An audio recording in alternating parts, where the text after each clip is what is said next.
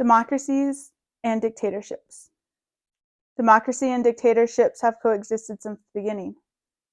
This special and complex relationship between these two regimes have shaped the late 20th century and the early 21st century.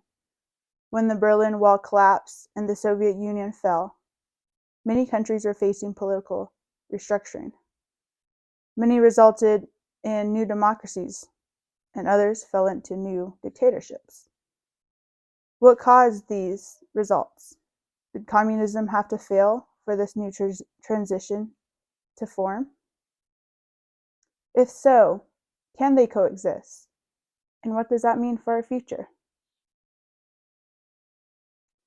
In order to talk about the relationship between democracy and dictatorship, we have to first evaluate them individually to fully understand their complex coexistence. Democracy traces back thousands of years. It's defined as political power exercised either directly or indirectly by the people through participation, competition, and liberty. Over time, democracy has evolved, and it has modernized. Today, democracy has etched its way into many post-communist countries. Some have theorized that the transition to democracy in some post-communist countries was a result of the uncertainty in the political structure. The fourth wave of democracy and dictatorship, page 213. The toll that communism had on the world after the major players fell not only took a toll politically, but also socially. Countries did not know who or what to believe in. The countries where the public had the most power felt they couldn't move forward without a compromise. Other countries where the public had no power or idea how they wanted to proceed fell under dictatorship. The fourth wave of democracy and dictatorship, page 214. The world would later learn that this new transition of political structure could not just involve new forming democracies, but also new forming dictatorships. Dictatorships has been a part of global politics just as long as the other forms of government. Dictatorship has a rich history of violence, terror, fear, and limited freedom and civil liberties. After all, it was a dictatorship that led to World War II, and it was the dictatorship model that prevailed after the fall of communism in the late 1980s and early 1990s. But why? Why did it start a world war, but so happen to prevail after? Dictatorship is one of the most common and oldest forms of government. People of a broken down political system who were once controlled by one person or party sometimes can only find another person or party to be controlled by. In the post-communist era, dictators that still held decisive power advantage is where dictatorship emerged. As an example of this is Cuba. According to Dictatorship in Cuba, Cuba has seen and survived 3 different eras of dictatorship. One being Machado, another being Batista, and the third and longest living, and currently is still living, era is Castro.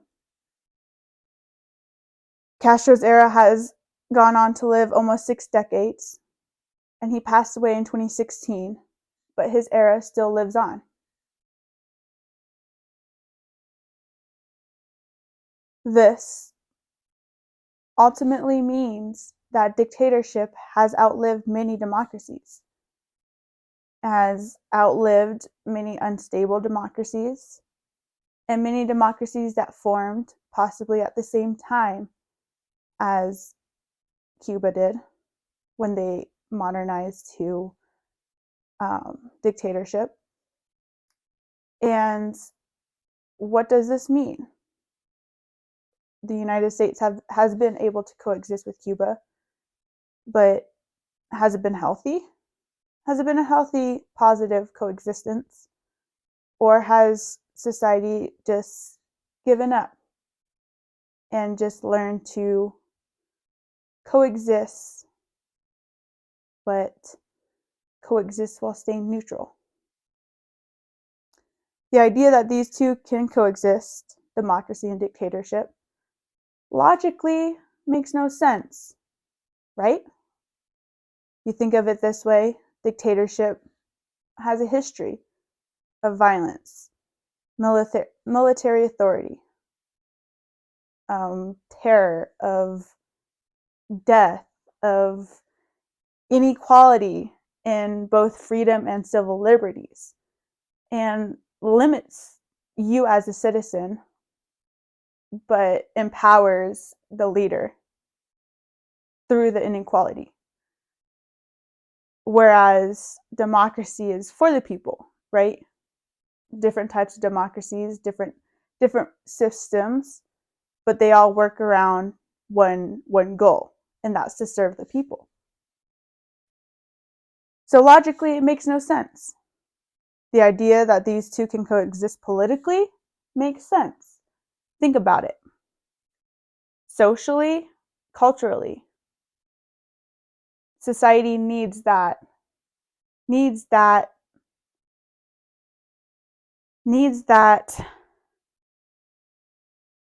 what's the word?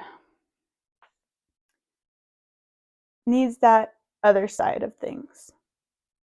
Because culturally and socially, many don't agree with the Western beliefs, ideals. And that's what democracy, in broad terms, has been come to believe.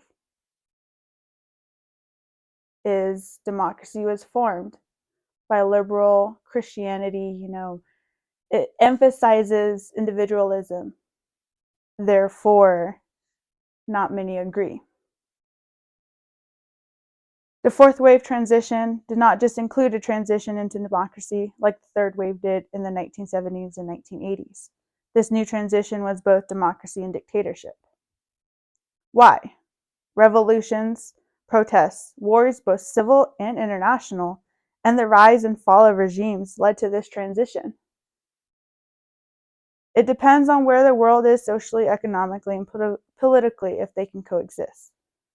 Because in politics, freedom and liberty are becoming more important than they have ever been. And that in itself directly affects dictatorships and democracies. So let me ask you, do you think they can coexist? Do you think the future includes us having to choose one over the other? Or do you think there's a new transition coming? A fifth wave? And what do you think that fifth wave entails? Thank you.